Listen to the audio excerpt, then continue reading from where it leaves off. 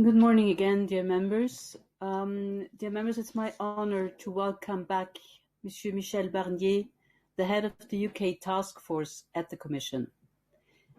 Monsieur Barnier, you come back to our plenary session having secured a major agreement with the UK, despite the incredible odds and obstacles that 2020 put on the way. From all our ESC members and the wider civil society, please accept our wholehearted gratitude for having negotiated what appears to be an unprecedented agreement. Your remarkable commitment and resilience throughout the process not only preserved the unity of the European Union, it made us stronger. You even secured a provisional application until end of February to avoid the catastrophic non-deal situation that would have hurt so many of our businesses, workers and people. I'm sure you will tell us more about that in a minute. We particularly wish to thank you for the exemplary transparency and for the time you put in to keep civil society informed throughout the negotiation process. Please also pass on our thanks to your team for their continuous engagement on the technical level with our follow-up group on Brexit. As you know, the ESC has followed the negotiations very closely, thanks to this group under the leadership of current President of the Employers Group, Stefano Maria, and now Jack O'Connor. When we last met in June, you confirmed the EU's objectives to secure very ambitious economic partnership that reflected the long-term economic and political interest of the European Union. Our colleagues then flagged some of the ESC's priorities, like the role of organized civil society in the future relationship, as well as the importance of preserving the single market and of ensuring a level playing field. After spending days and nights negotiating this agreement, you and your team are sparing no efforts to communicate its content, processes and structures to EU stakeholders, and we are all extremely grateful for that. Monsieur Barnier, thanks for doing us the honor of presenting the results in person. Everyone here is eager to understand better the ins and outs of this major deal signed with the UK and to hear your personal take on whether it delivers on your common objectives and priorities. So without any further ado, the floor is yours. Many thanks, Madam President, dear Krista, and good morning to all of you. Once again, thank you very, very much for your kind words and for these invitations to speak in front of the Economic and Social European Committee. If I may, I will switch to French, thanks to the interpreter, not only to give a proof of the cultural diversity we need to maintain everywhere, but also for me to be more precise and more concrete. Nous avons donc travaillé pour faire ce traité. Le voici. C'est un document volumineux de 1400 pages qui encadre de manière précise, juridique, une très très grande partie de notre future relation avec le Royaume-Uni et qui ordonne ce Brexit économique et commercial qui est intervenu le 1er janvier il y a quelques jours. C'est dans le même esprit, pendant les 3 années précédentes, que nous avions travaillé avec un autre gouvernement, principalement, avec une autre équipe, pour un autre Brexit, ce Brexit politique et institutionnel, au terme duquel, c'était le premier traité, le retrait, le Royaume-Uni est sorti le 1er février dernier de l'Union européenne. Donc Brexit politique et institutionnel, sortie de l'Union européenne, Brexit commercial et économique, et dans les deux cas, le souhait de l'Union européenne, le souhait des secteurs que vous représentez, de l'économie, des associations, des syndicats, des ONG, souhaitaient, comme nous-mêmes, et c'est en votre nom que nous avons négocié, qu'on ordonne les choses, qu'on organise un divorce ordonné, plutôt qu'un divorce désordonné et potentiellement tragique pour beaucoup de secteurs.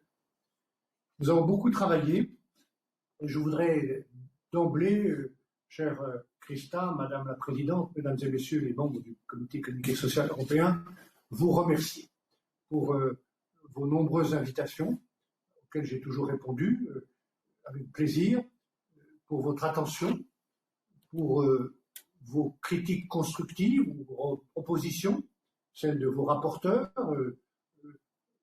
vos rapports que nous avons toujours étudiés ici avec attention, et pour votre confiance. Tout au long de ces 4 années et demie, j'ai travaillé avec 3 objectifs dans ma tête. Un, défendre les intérêts de l'Union européenne, défendre le marché unique, qui est, contrairement à ce que pensent souvent les Britanniques, beaucoup plus qu'une zone de libre-échange. C'est un écosystème complet, je vous l'ai souvent dit, avec des droits pour les consommateurs, des normes, des standards pour les entreprises et les produits, des régulations communes, une supervision commune, notamment dans les services financiers, et puis au-dessus de tout, une juridiction commune, la Cour de justice qui garantit un traitement égal dans l'application des textes. C'est ça le marché unique, et c'est notre principal atout. Une des raisons fondamentales pour laquelle nous sommes respectés, nous avons une parole forte, en tout cas plus forte que chacun chez soi ou chacun pour soi, quand on négocie avec les États-Unis d'Amérique ou la Chine, d'autres encore. Et tout au long de cette négociation, c'est le mandat que j'avais reçu des 27 chefs d'État et de gouvernement, du Parlement européen, que j'avais lu dans vos recommandations, j'ai défendu, c'était ma mission, l'intégrité du marché unique. Nous avons évité le cherry picking, nous avons défendu les valeurs et les principes de l'Union européenne. C'était la première exigence. La deuxième exigence intéresse les 27 pays de l'Union, même s'il s'agit d'un seul pays, c'est l'Irlande. Et en Irlande, il ne s'agit pas seulement de commerce, marchandises, il s'agit des hommes et des femmes, et de la paix. Entre le Royaume-Uni et la République d'Irlande, il y a eu ce conflit qui n'est pas terminé depuis très longtemps, une vingtaine d'années. Il y a eu un accord, le Good Friday Belfast Agreement, qui a préservé et qui a permis de retrouver les conditions de la paix et de la stabilité. Et tout au long de cette négociation, sur ce sujet qui est le plus difficile, le plus sensible, j'ai eu en tête l'exigence de préserver la paix et de trouver avec Theresa May d'abord, puis avec Boris Johnson, les conditions d'un accord qui préserve la paix en Irlande tout en protégeant le marché unique. Et puis enfin, parce qu'il faut toujours mettre les choses en perspective, au-delà d'une négociation conjoncturelle, grave de ce divorce que nous n'avons pas souhaité, que nous avons regretté, mais que nous mettons en œuvre, je crois que nous avons beaucoup de raisons de regarder plus loin et de préserver les conditions d'une bonne coopération entre le Royaume-Uni et l'Union européenne. On voit bien, face à cette pandémie extrêmement grave qui nous touche, et qui touche l'économie du monde et qui provoque tellement de souffrance et de mort partout, on sait bien, au-delà de cette pandémie, il y en aura sans doute d'autres malheureusement dans l'avenir, quand on regarde le contexte géopolitique en Méditerranée, le contexte géoclimatique avec le changement climatique, le contexte géosécuritaire, les menaces de terrorisme qui existent toujours, d'autres défis encore, que nous avons et que nous aurons des raisons de coopérer dans le temps, dans l'avenir, dans l'intérêt commun, de coopérer entre le Royaume-Uni et l'Union européenne. Et donc, nous avons voulu organiser l'essentiel de cette coopération. Peut-être faudra-t-il compléter cet accord, non pas le renégocier, il est là, il faut l'appliquer. mais compléter, par exemple, dans le domaine que les Britanniques n'ont pas voulu négocier cette fois-ci, de la coopération en matière de politique étrangère, de défense et de sécurité, en même temps que de coopération. Donc, nous avons trouvé cet accord. Je vais en dire quelques mots maintenant.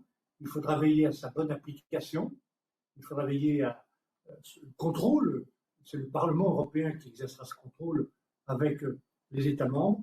Il y aura des outils ou des cadres de dialogue, une assemblée parlementaire, des groupes spécialisés, un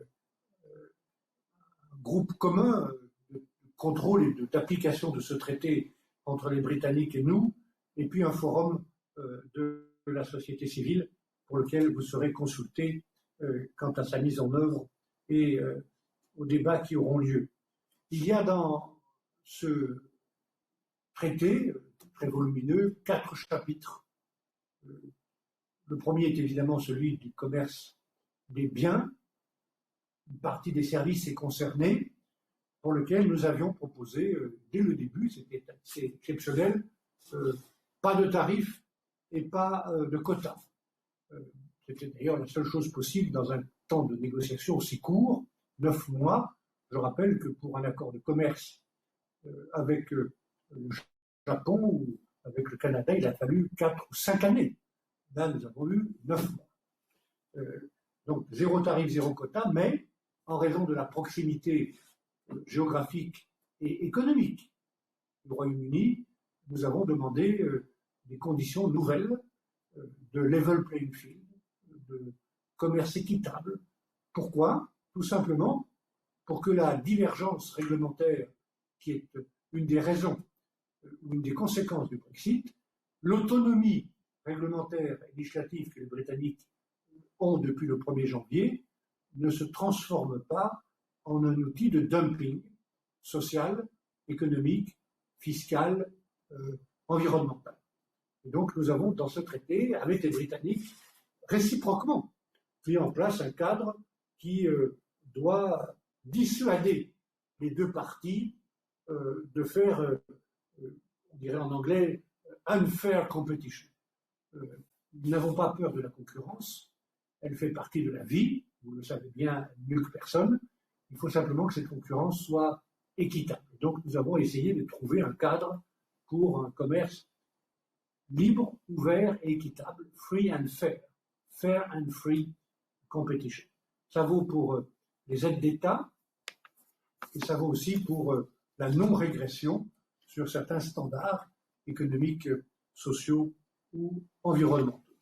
Maintenant, il faudra évaluer le fonctionnement de ce traité, voir dans quelles conditions nous aurons à utiliser tel ou tel de ces outils, des mesures compensatoires, des remedial measures, peut-être la suspension croisée. Je ne souhaite pas qu'on ait à les utiliser. Ce sont plutôt des outils de dissuasion, mais il faut être vigilant. Et récemment, nous avons, en écoutant les ministres britanniques ou en lisant la presse, nous avons entendu des intentions, en tout cas des intentions, de diverger, par exemple, sur la durée hebdomadaire du travail, de diverger sur les règles en matière d'usage des pesticides dans le domaine agricole, de diverger dans le domaine des services financiers. Nous ne faisons pas de procès d'intention, nous regardons la réalité, et nous regarderons précisément si ces divergences, qui sont les droits britanniques, la liberté des Britanniques, se transforment en distorsion de concurrence, en provoquant chez nous la destruction d'emplois. Et dans ce cas-là, eh bien, nous utiliserons les outils qui sont ceux du traité.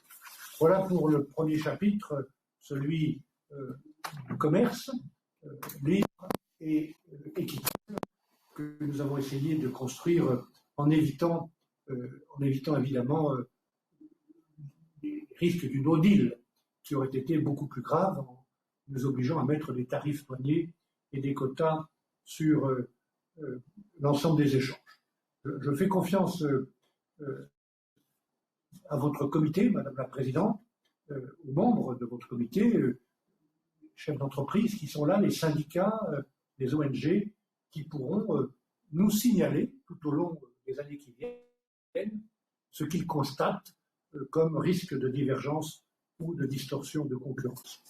Le deuxième pilier, c'est celui de la coopération économique et sociale, avec un accord équilibré en matière de connectivité pour les transports routiers et de connectivité pour les transports aériens. Évidemment, ce n'est pas la même chose que le marché unique.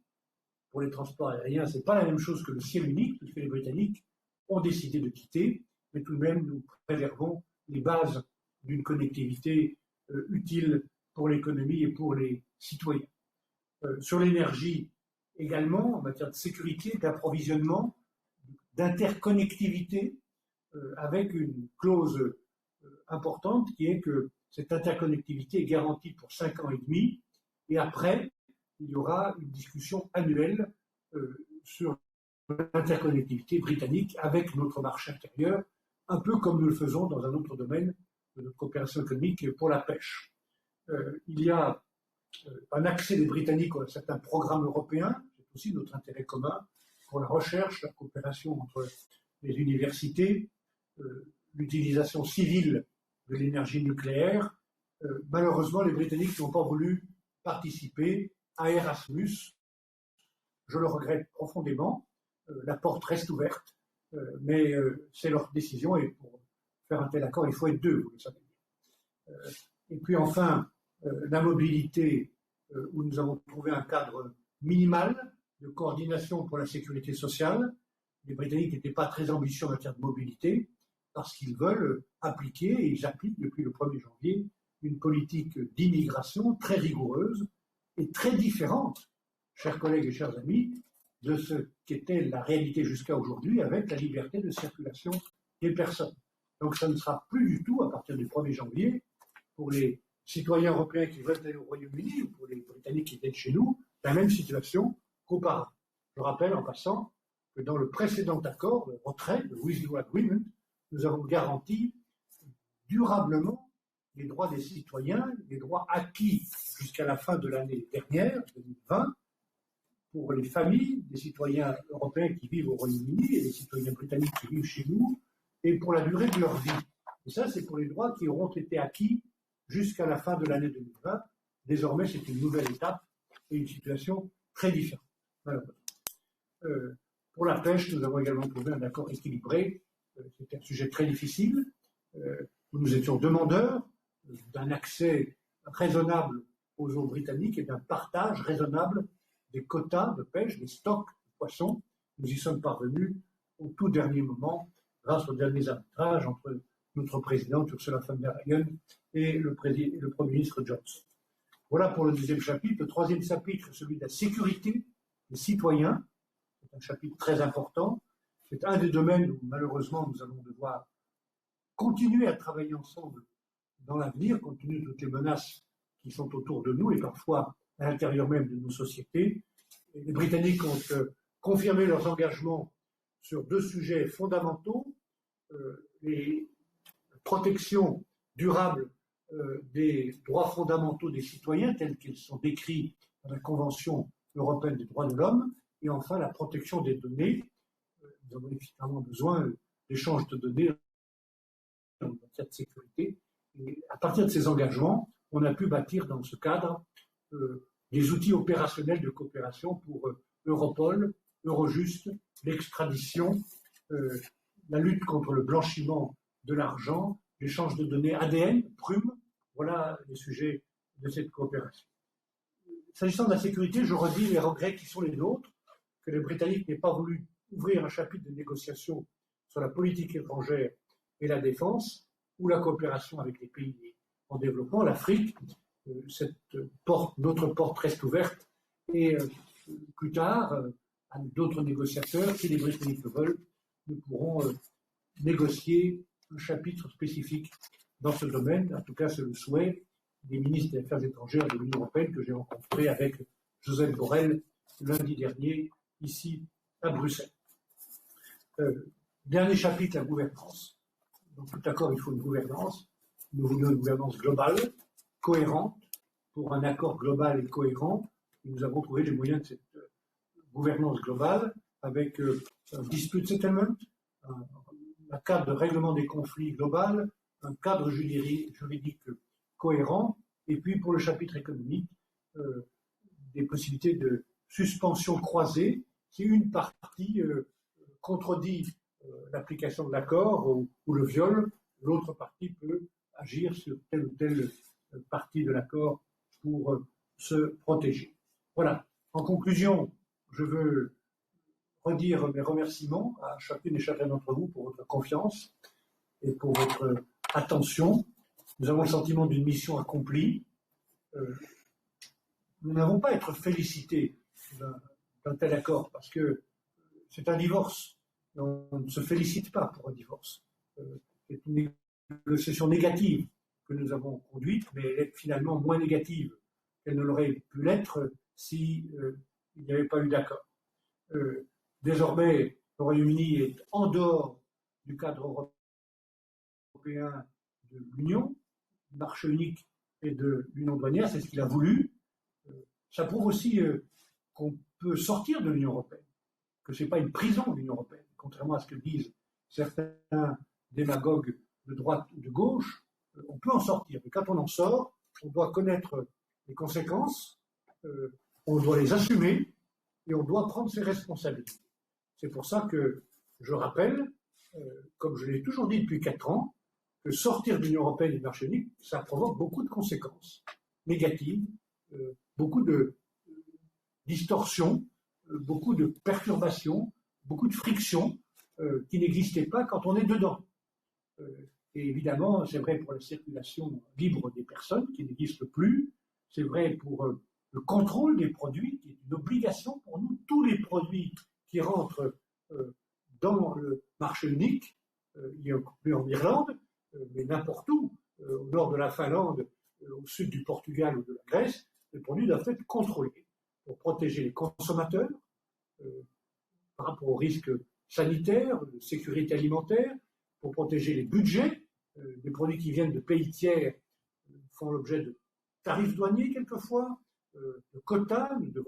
Ces tarifs alimentent de la TVA ou des tarifs douaniers les budgets nationaux, le budget européen, et nous devons protéger les entreprises en vérifiant les normes et les standards des produits qui rentrent chez nous pour au moins lutter contre la contrefaçon. Donc cette protection est obligatoire et maintenant elle s'exerce évidemment pour tous les produits britanniques qui rentrent chez nous. Il y a aussi, comme c'est normal, quand on quitte le marché unique, il n'y a plus de reconnaissance automatique des qualifications professionnelles, il n'y a plus de certification mutuelle. Les Britanniques n'ont plus le passeport financier, même si nous aurons à discuter nous-mêmes de quelles équivalences nous leur donnons dans les services financiers, comme nous l'avons fait avec le Japon ou avec les États-Unis. Donc, beaucoup de changements pour les prestataires de services et pour les entreprises des services financiers, mais ce sont les réalités du Brexit, ce sont les conséquences mécaniques et automatiques, obligatoires du Brexit que nous n'avons pas voulu. Il faut donc un certain temps pour s'adapter, c'est le temps où nous sommes, on voit bien qu'il y a besoin de ce temps, et puis après il y aura des changements définitifs, puisque les Britanniques l'ont voulu ainsi. C'est donc une nouvelle page qui s'ouvre dans notre histoire, mais je me permets de redire une deuxième fois ce que je vous ai dit tout à l'heure.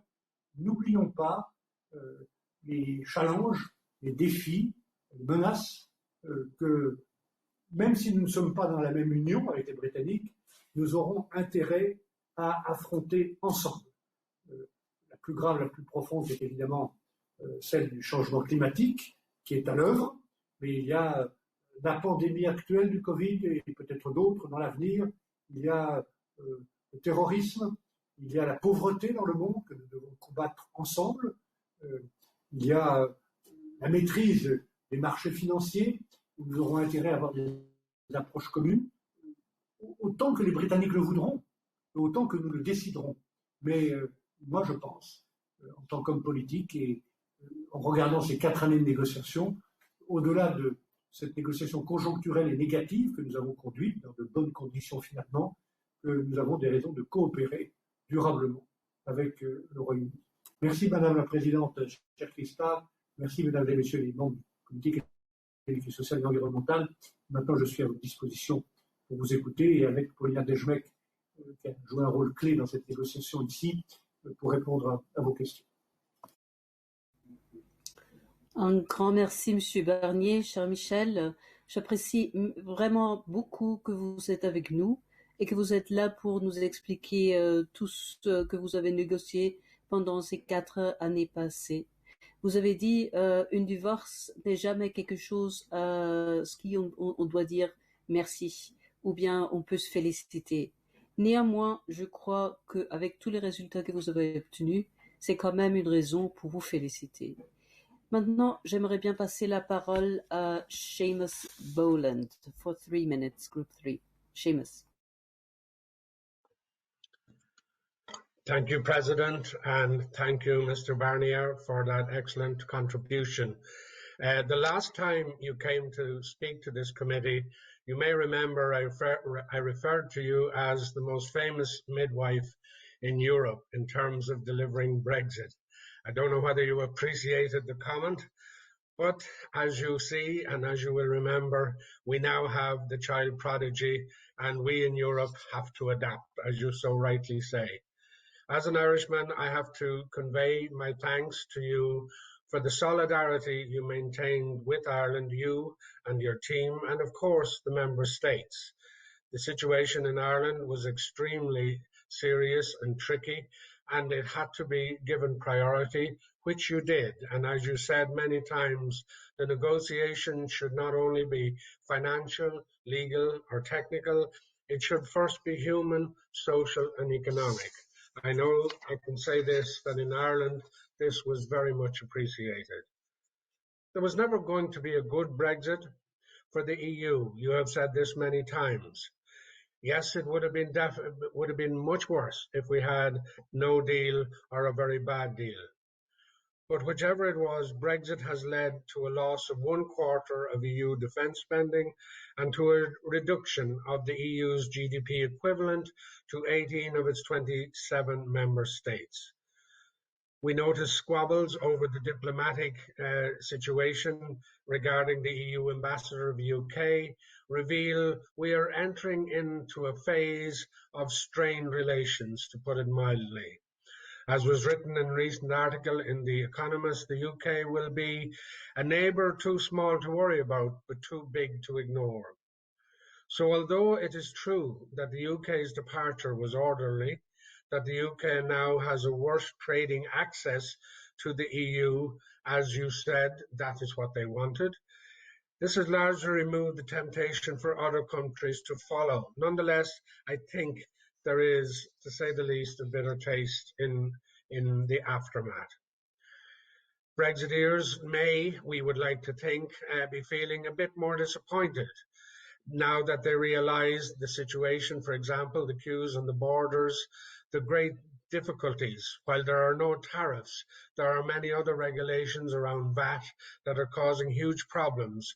Unfortunately, some of those problems are spilling over into Ireland as well, even with the best wishes of you and your team. These backlogs are in both directions. Trucks stranded, trying to figure out the new regulation, the new systems, the new laws that now govern. But we always knew that Brexit is about lack of access or free access to the single market and the customs union, so we should not be surprised. Without doubt, the EU and the UK will continue to be tied together in negotiations for many years, not least by the fact that we foresee a 5-year review in its implementation. We now notice in the polls that almost 50%, compared to 38% of Britons, believe they should stay in the EU. But that, as they say, is water under the bridge and doesn't matter at this stage. Can I finally say this? I welcome the fact that you have come to this committee this morning, once again, as you have often done before. I hope your involvement will continue, because I firmly believe that the situation regarding Brexit is only beginning. The problems, particularly those associated with Ireland, I think will grow, unfortunately, and we really will need that continued solidarity that the EU has showed up to now. So finally, may I say this to you, thank you for the work that you and your team have done. Let us hope that Europe will continue to ensure that, as you said, everything is about people, it is about communities, and it is about the way we conduct our business for the future of Europe. Thank you, Commissioner, and thank you, Chair President. Thank you very much. Stefano Malia, President of Group 1, for 3 minutes, please. Thank you, Madam Chair, and good morning to Monsieur Barnier. It's indeed always a pleasure welcoming you to our committee once again, especially on this very important topic concerning Brexit. I think it is pretty clear that as the employers group, we welcome the work that you have done, and we want to sincerely congratulate you for the work that you have done. We want to congratulate you for, first and foremost, of course, bringing in the deal, that we have avoided a no-deal scenario. But secondly, and equally important to us, is that you have protected the integrity of the single market. And I think that was extremely important. In your comments, you have said that a lot of work has been done. There is no doubt about it, and I think it becomes increasingly clear when we see the 1,400 pages in front of us. So for sure, a lot of work has been done, but I think you will be in agreement with me when I say that a lot of work still needs to be done. And here, first and foremost, I will refer to the institutional setup that needs to be put in place to ensure that this agreement works. No need to say that there are a number of committees that need to be set up, 19 at least, from what I've read. There are also working groups which need to be set up. And there is also the Joint Partnership Council, which needs to be set up and will now, as we have heard, be co-chaired by Vice President Šefčovič, who we debated with yesterday.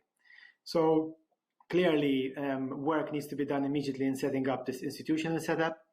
And here we need to answer questions of by when will this setup be in place?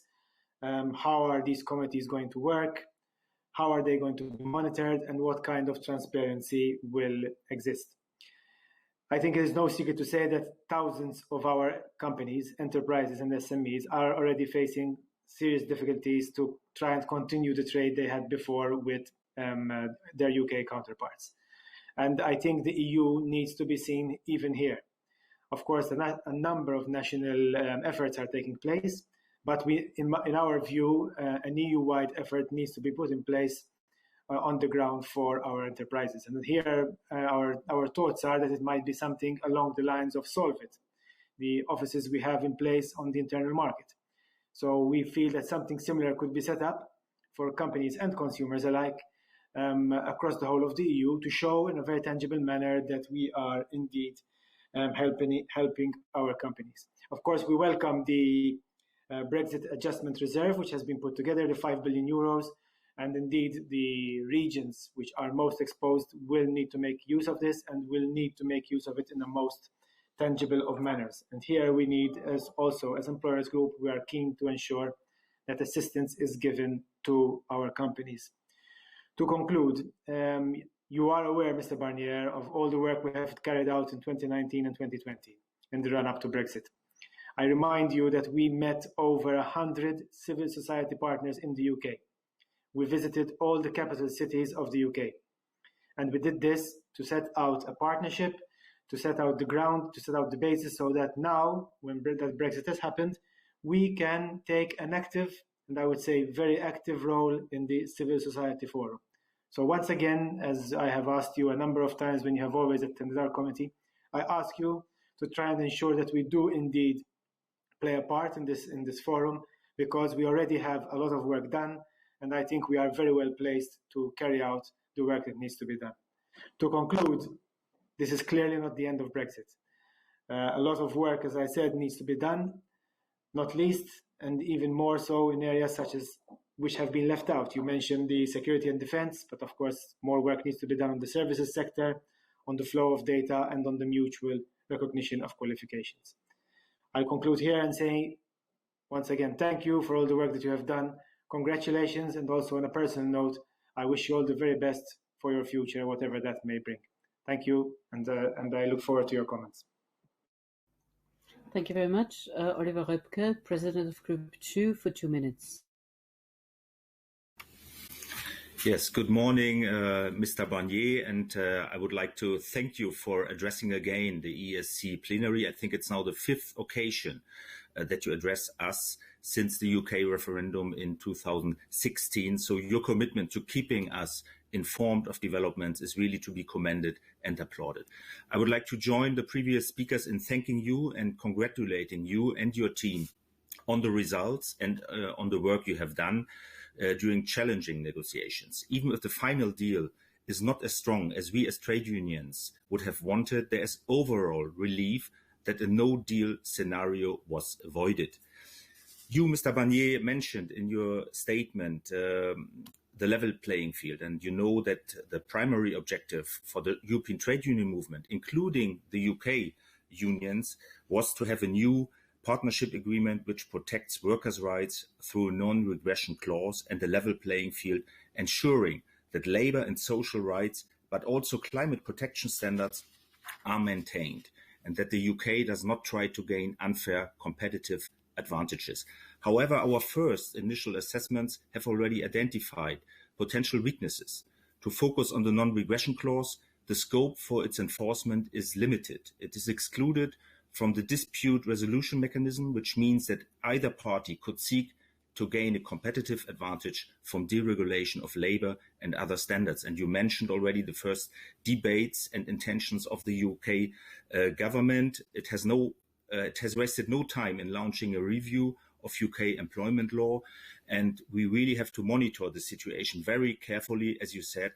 And I hope that we will have a strong involvement of trade unions, also UK trade unions, in monitoring and enforcing this agreement, because a level playing field and ensuring social rights is essential for us. It has to be made sure. Last comment from my side, there's also a positive signal from my side, and this is the provision in the TCA for the establishment of a civil society forum for the participation of independent civil society. This is encouraging, and we were asking for this also as workers' group. So thank you very much for this. However, it is disappointing that the existing shortcomings of the domestic advisory groups in existing free trade agreements are not addressed. Particularly that the Partnership Council is not obliged to consult them on the implementation or any breaches of the agreement. But nevertheless, I would like to thank you, Monsieur Barnier. I know that you will stay on as a special advisor to Ursula von der Leyen until ratification. We are looking forward to our further cooperation, and I wish you all the best for the future. Thanks a lot. Thank you very much. Luca Chaillet, Group 3, 1 minute, please. Monsieur Barnier, cher Michel. I'm sorry. No, Monsieur Chaillet, can I kindly ask you to put on your mask when you are speaking from the room? This is internal regulation, housekeeping rules. Thank you. Thank you, Madam President, but I ask you to respect the right of the member. I am applied the rule in the Parliament when speakers are on the floor, they are not the mask. Thank you. We have that in our internal regulation. I kindly ask you to put on your mask. Thank you. I took note of your demand. Monsieur Barnier, c'est vrai qu'on ne doit pas se féliciter d'un accord de divorce, mais nous, on doit vous féliciter.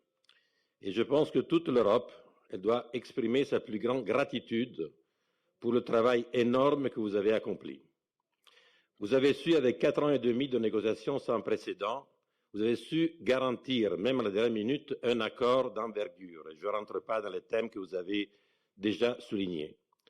Vous avez su préserver, sinon renforcer, l'unité des 27, avec un dialogue continu avec les gouvernements, les parlements et surtout toutes les grandes organisations de la société civile et toutes les institutions, et aussi témoins durant les rencontres qu'on a eues avec vous, soit personnellement que au comité, du dialogue continu, attentif et engagé que vous avez eu avec tous. Vous avez su préserver un dossier très complexe, qui était très complexe toujours jusqu'à la dernière minute, qui était la préservation de l'accord de paix avec l'Irlande du Nord, avec l'unité des 27 et finalement l'acceptation de la partie britannique de cela. Et vous avez su poser les bases pour une nouvelle ère qu'on doit découvrir, parce que Brexit means Brexit, et les relations avec la Grande-Bretagne ne seront jamais plus ce qu'ils étaient avant, mais on espère on bâtira quelque chose de nouveau tous ensemble. Merci encore et toutes mes félicitations et ma reconnaissance personnelle, Monsieur Barnier, cher Michel. Monsieur Boulon, s'il vous plaît. Bonjour, je vais parler en français. Monsieur le commissaire, monsieur le président, d'abord et avant tout, merci au nom des entreprises européennes, de leurs salariés, de leurs parties prenantes. Merci à vous et à l'excellente équipe menée par Paulina Dejmek qui vous a accompagné pendant ce marathon. Même s'il était inévitablement perdant, ce bon travail correspond à vos qualités de grand Européen, correspond à mon pays, la France, mais aussi à la Savoie, notre petite patrie commune. Ma question porte sur la façon dont, selon vous, notre comité et plus globalement la société civile européenne pourrait jouer son rôle au cours des prochains mois et des prochaines années. C'est un point qui a été déjà abordé par certains des orateurs précédents. Il y a trois axes possibles ou clés, pas possibles, nécessaires selon moi. Premièrement, le suivi des situations concrètes qui n'auraient pas été prévues par l'accord ou mal anticipées par l'accord. Par exemple, dans le domaine agricole, a souligné auprès de moi notre collègue Pwechtalissak, le risque de swap. Comment réagir s'il y a des situations en fait qui n'ont pas été bien anticipées ou qui n'ont pas pu être anticipées dans l'accord. C'est le premier point. Le deuxième point, c'est le suivi des négociations qui ont commencé sur les Memorandum of Understanding prévus en annexe de l'accord.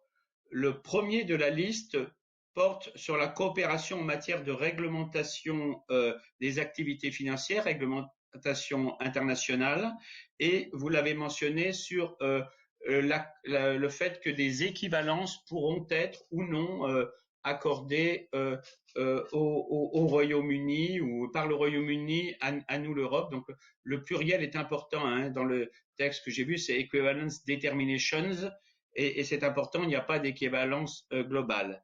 Enfin, le troisième point, c'est le suivi des futures, et ça a déjà été dit aussi, des futures et inévitables divergences. Concrètement, comment nous, la société civile, nous, le Comité économique et social européen, pourrons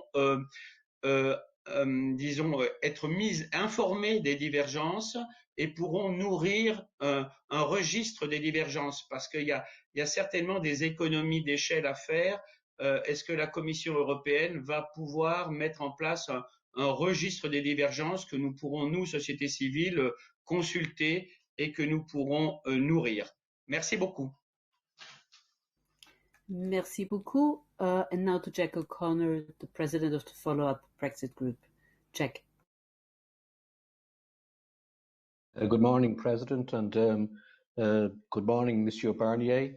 I want to congratulate you, first of all, and your team on accomplishing an unprecedentedly superb exercise in damage limitation on a gigantic scale. Not only in economic, but probably more importantly in political terms as well, because for goodness knows what would have happened in the fullness of time if the no-deal Brexit had gone ahead.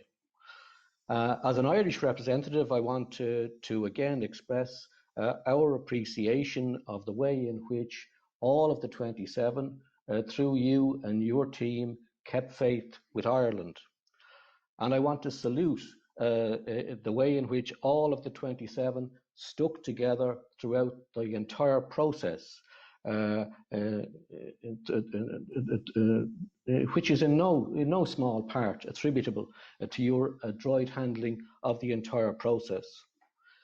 Speaking as a trade unionist, we had invested very heavily in the hope of a robust infrastructure on the level playing field, because we were never in any doubt that beneath all the cant of the Brexit myth lay the objective of deregulation, particularly on matters affecting workers, which is evidenced by the way in which they are planning things in their Department of Business, even within a few weeks of the agreement being finalised. The formula which you managed to achieve emerged only at the death and after you had taken the UK government to the edge of the cliff and allowed them to survey the landscape of the no-deal Brexit to which they had claimed indifference all year. It is a formula which straddles two diametrically opposing positions, and it would be dishonest to say that we are not apprehensive, given all the potential for a race to the bottom in the situation. I want to also welcome the provisions enshrining a role for civil society. Maybe they're not entirely as good as you would have wished or we would have wished, but you were negotiating with people whose record on organised civil society engagement is characterised by their indifference to it or even hostility to it. And I want to acknowledge the way in which you and your team were open to my predecessor Stefano Malia as president of the Brexit follow-up group. And in conclusion, I want to reiterate our commitment in the group to playing our small part to reach out to civil society through the institutions which are set out in the agreement, reach out to civil society in the UK so as to optimise the potential of this historically important text for all the people of Europe and for the UK as well. Thank you again, and your team, Monsieur Barnier. Thank you very much, Jack. Monsieur Garrat-Perez, for 1 minute, please. Bonjour, Monsieur Barnier. Je vais parler en español. Soy el presidente de Europech y miembro de EUFA, y por ello trabajo en asuntos de la pesca. En primer lugar, me gustaría expresarle mi más sincero agradecimiento por su duro trabajo y el de su equipo, por su tenacidad y por su continua apertura para conocer las preocupaciones del sector a lo largo de estos últimos 4 años. Usted sabe que la industria pesquera está decepcionada con los resultados de las negociaciones, por la pérdida de oportunidades de pesca y por la mayor incertidumbre sobre nuestro futuro. El acuerdo, sin duda, es un desafío muy importante para nuestras flotas, pero sabemos que el resultado del Brexit para la industria pesquera podría y habría sido peor sin su apoyo. Teniendo en cuenta nuestra situación, las negociaciones con el Reino Unido y con Noruega para fijar los totales admisibles de captura, los TACs definitivos en 2021, las medidas de gestión de acompañamiento y el periodo transitorio de 5 años y medio que tenemos por delante, le pido a la Comisión Europea que continúe peleando por nuestros pescadores y comunidades pesqueras ahora y en los próximos años. Muchas gracias. Thank you very much, Señor Barcelo Delgado. Muchas gracias, Presidenta. Muchas gracias, señor Barnier, tanto por su excelente intervención de hoy como por todo el trabajo realmente hercúleo que ha desarrollado usted y su equipo durante todas las negociaciones, primero para la salida del Reino Unido y luego para el posterior acuerdo comercial. Sin embargo, y como consecuencia obvia de la firma de última hora el acuerdo, así como las dificultades administrativas, por decirlo de forma educada, en el Reino Unido y algunas propias indefiniciones, los operadores económicos europeos se enfrentan a muchas incógnitas y no pocas dificultades. Hay una inseguridad latente en todo lo que se relaciona con el comercio en Irlanda del Norte y desde luego eso va a dar mucho trabajo a la Comisión en los meses, si no en los años venideros. Permítame que le señale un aspecto puntual que preocupa sobremanera a la industria siderúrgica europea. A la industria siderúrgica europea, que es la aplicación de las medidas de salvaguardia por parte del gobierno británico, que lo que está siendo es un auténtico desastre, ya que se le pide a los operadores que manden el material y que luego, a trimestre vencido, les dirán si tienen que pagar el arancel o no. Comprenderá que la seguridad jurídica brilla por su ausencia. Muchas gracias de nuevo y esté seguro, señor Barnier, del reconocimiento de los ciudadanos y de las empresas europeas a su labor.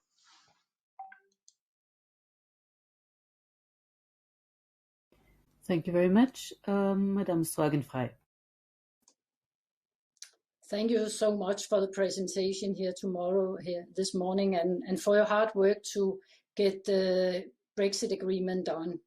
We have been very worried about whether we got an agreement at all, and the Christmas dinner was also about to go down the drain. So it's good that we have an agreement, and thank you for that. The discussion about the fishery and the industry associated with it has been very important for us to get a proper agreement around. If you ask the fishermen in the EU countries, they are not so satisfied, but the agreement and with the follow-up financial support, I hope that we can ensure that those who lose their jobs can get an opportunity to alternative employment and not just support to the business owners. For us, it is very important that the agreement contains provision that ensure that UK must comply with the current EU standards in relation to labour rights, and that there are sanctions if the elements of the agreement are being respected.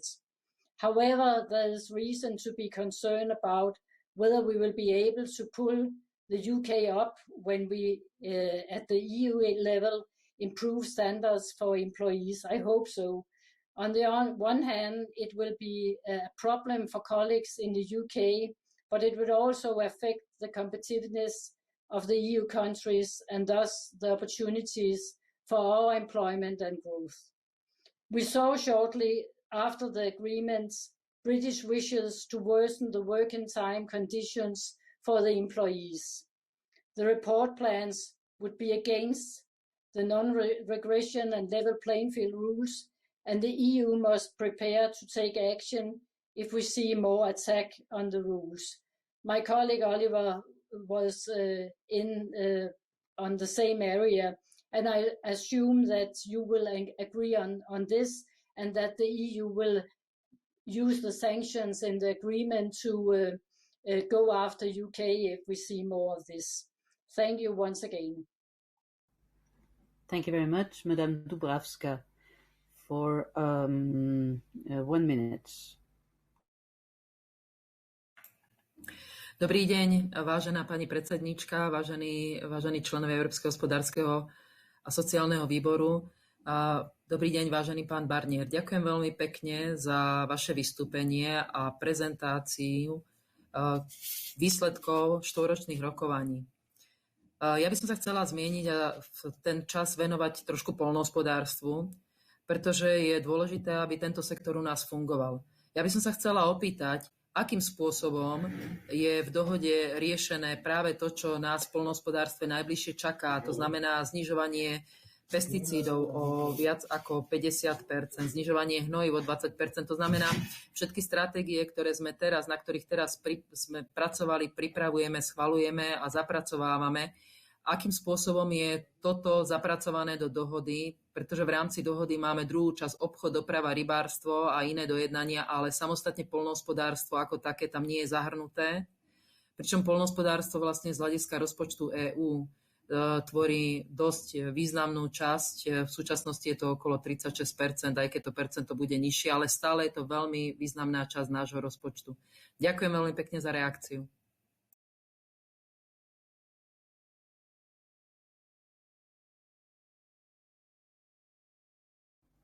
Thank you very much. Mr. Robbins, please. Merci Madame la Présidente. Bonjour Monsieur Barnier. Je suis issu du secteur de l'assurance en Belgique et c'est un plaisir de pouvoir échanger avec vous au sein de ce comité comme nous l'avions fait il y a une dizaine d'années. Vous étiez commissaire en charge notamment des assurances au sujet de la protection des citoyens européens contre les calamités naturelles, un sujet qui rencontrait votre intérêt pour les risques majeurs. Aujourd'hui, c'est au travers du rôle des assureurs comme investisseurs institutionnels que je souhaitais vous demander dans quelle mesure il faut s'attendre comme conséquence du Brexit à des délocalisations de transactions financières entre les places financières de Londres, celles de l'Union européenne et celles situées hors européenne, et dans quelle mesure cela aurait un impact pour le projet de taxe sur les transactions financières qui est soutenu par un groupe d'États et qui intéresse l'Union dans son ensemble.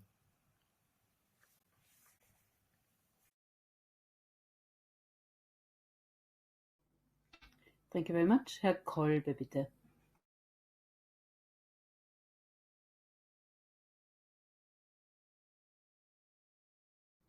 Herr Kolbe, eine Minute.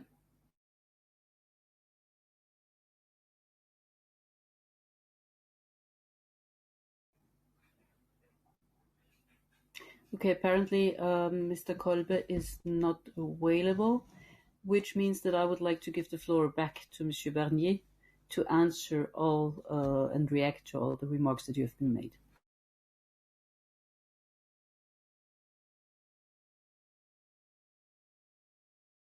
Merci beaucoup, Madame la Présidente.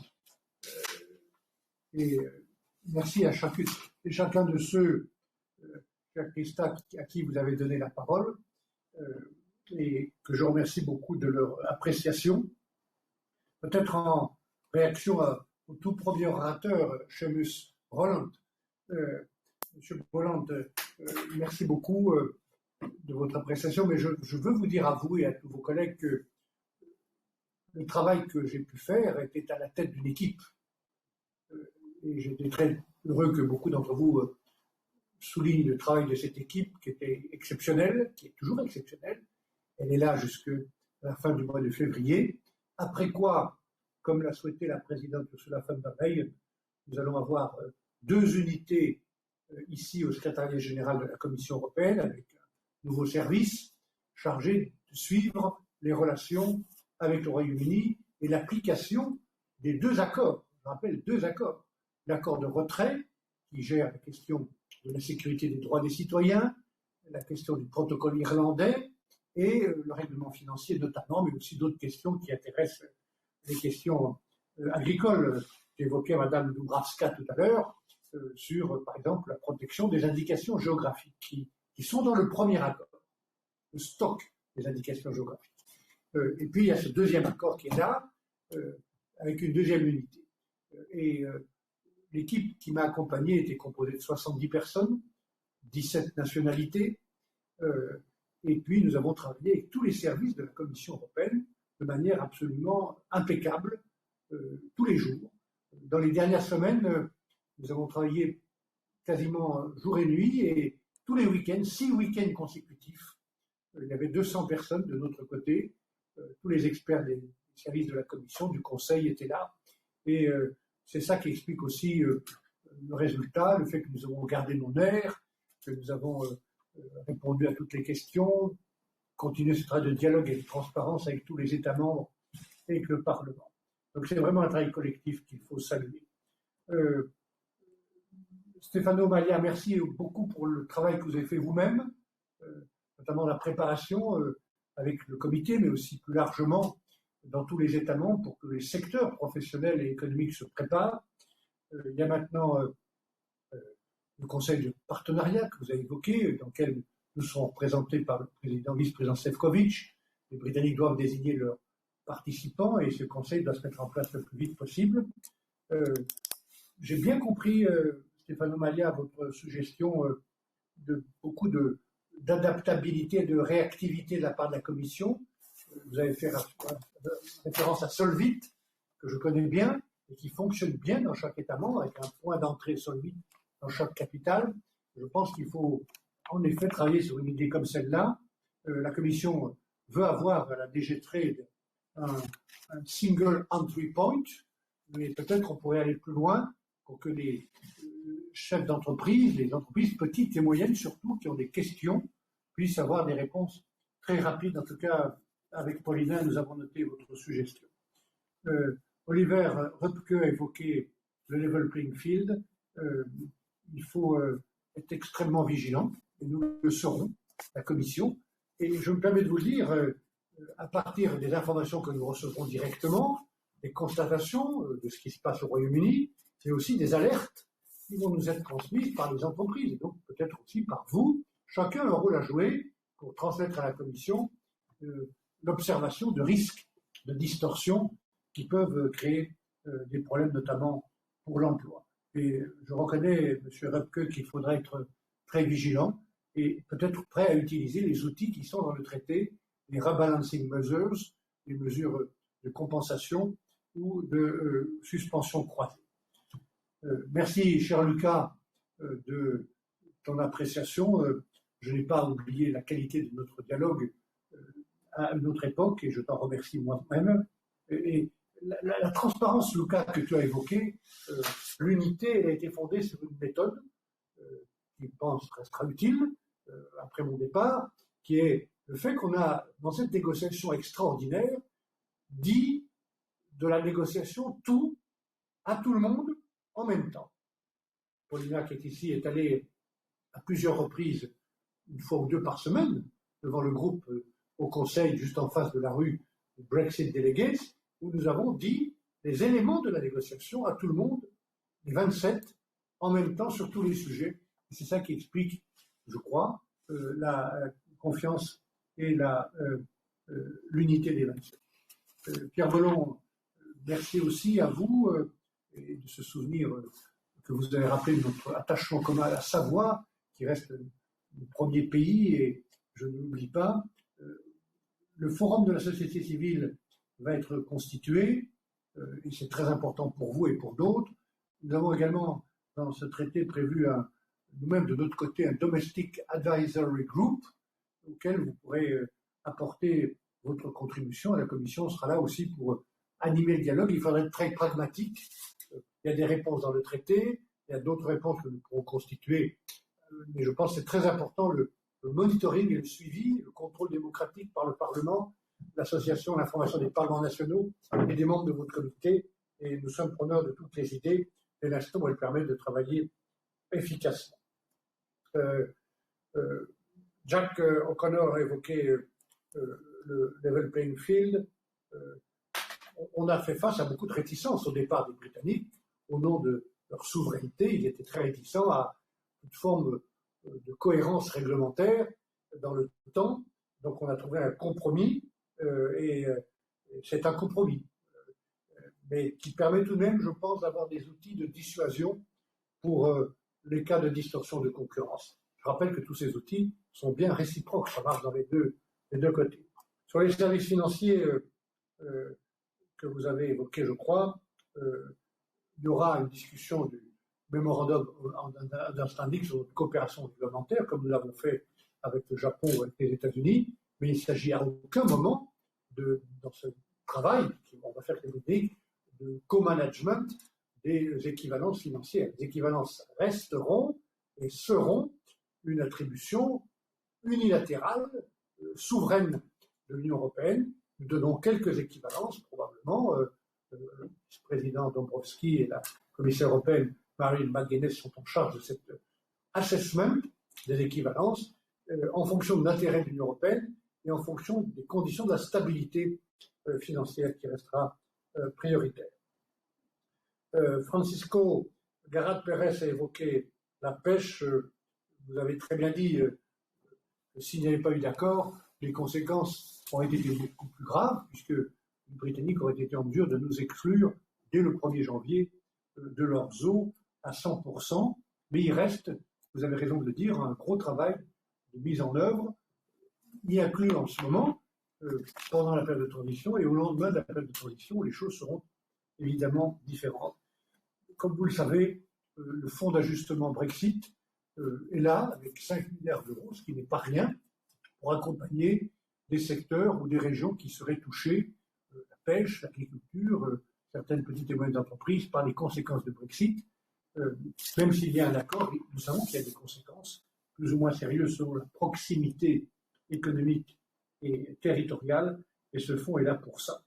J'ai noté également votre question, je le dis à Andrés Bartelo Delgado, sur la sidérurgie.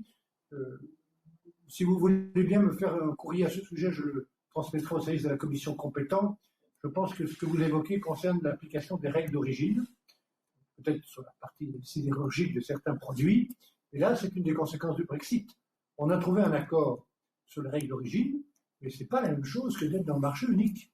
Et donc, il y a des conséquences sur les chaînes de production qui sont des perturbations par rapport à la situation actuelle, mais malheureusement, c'est une conséquence mécanique et automatique du Brexit. Madame Bente Songan-Frey a évoqué la pêche, j'ai rappelé le soutien que nous sommes prêts à apporter, et également le souvenir précis que j'ai, Madame, dans votre pays, de ma visite à Tiburon, qui a été très émouvante et très utile pour moi. Et j'ai gardé cette visite dans ma tête tout au long de la négociation, comme d'autres contacts avec les autres pêcheurs européens. Là aussi, sur les droits sociaux, on a trouvé un cadre. Et je me permets de vous rappeler que ce que nous avons trouvé comme cadre vaut, en termes de non-régression, sur les droits tels qu'ils s'étaient à la fin de l'année 2020. Après, c'est une autre question. S'il y a des distorsions trop graves dans les réglementations, nous avons des outils pour répondre et nous protéger. Les Britanniques restent libres de faire ce qu'ils voudront. Il y aura bien sûr le dialogue social au Royaume-Uni, le dialogue parlementaire, mais ils sont sur un autre cadre juridique que le nôtre à partir de maintenant. Mais nous avons dans le traité des moyens de vérifier dans le temps si les distorsions de réglementation provoquent des distorsions de concurrence et des conséquences graves pour l'emploi. Bon, Madame Dubravska a évoqué l'agriculture. Les exportations restent maintenant libres de quotas et de tarifs, ce qui est une bonne chose pour les produits agricoles que nous exportons en grande quantité pour l'alimentation au Royaume-Uni. Il faudra regarder dans le temps ce que devient la réglementation sur les pesticides. Mais encore une fois, les Britanniques ne sont plus liés à partir du 1er janvier par le cadre européen. Ils peuvent être libres de diverger. Et on constatera si ces divergences provoquent des conséquences graves. Et je rappelle que tous les produits agricoles d'origine animale, végétale, qui rentrent dans l'Union, où que ce soit, sont contrôlés pour vérifier qu'ils respectent bien les normes et les standards, notamment de sécurité alimentaire et de sécurité sanitaire européens. Voilà. Je voudrais enfin dire à Vautier Robbins que je n'ai pas oublié nos dialogues il y a quelques années sur ce sujet qui m'intéresse toujours, de la prévention des catastrophes naturelles ou industrielles et de capacité de prévenir aussi et d'anticiper avec un système d'assurance. Je reste là. Il n'y a pas d'équivalence, je le dis, M. Robbins, en matière d'assurance. Et il y a déjà eu, en raison du fait que les Britanniques ont perdu le 1er janvier leur passeport financier pour les autres secteurs, il y a déjà eu des mouvements et des transferts, notamment dans le marché des actions, comme vous l'avez vu. Il y en aura peut-être d'autres. C'est l'application des règles que nous souhaitons préserver en Europe, notamment en termes de supervision et de régulation pour la stabilité financière. Et il faut que chacun s'adapte. Et les Britanniques ont voulu le Brexit. Il y a des conséquences, notamment parce qu'ils perdent mécaniquement le passeport financier.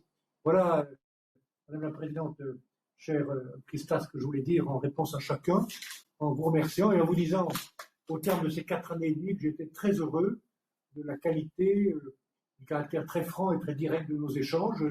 Vous savez que tout au long de ces 4 années, pour moi, ma rencontre en plénière avec votre comité était un moment important, que j'ai toujours veillé à vous dire des choses utiles pour la négociation, pour vous, à faire de ces moments des moments marquants dans la négociation, publiquement. Et donc, j'ai été très heureux de pouvoir le faire et je voulais vous remercier à nouveau, vous-même, vos prédécesseurs et tous les membres du comité pour votre attention et votre confiance.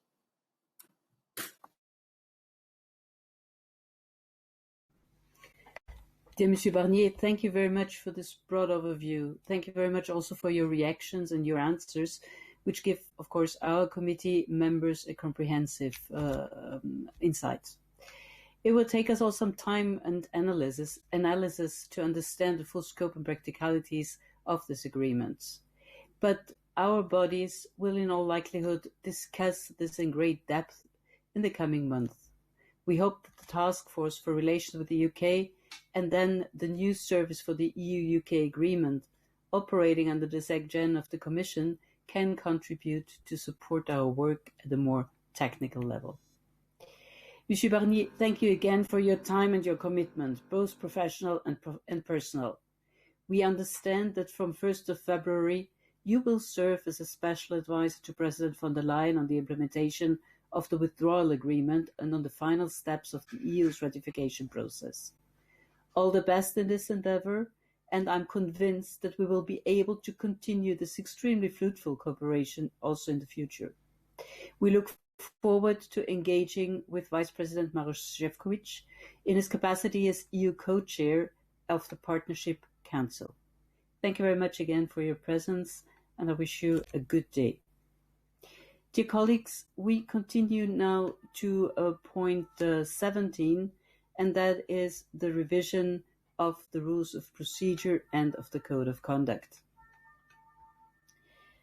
From the beginning of my mandate, I expressed clearly that the revision of the ESC rules of procedure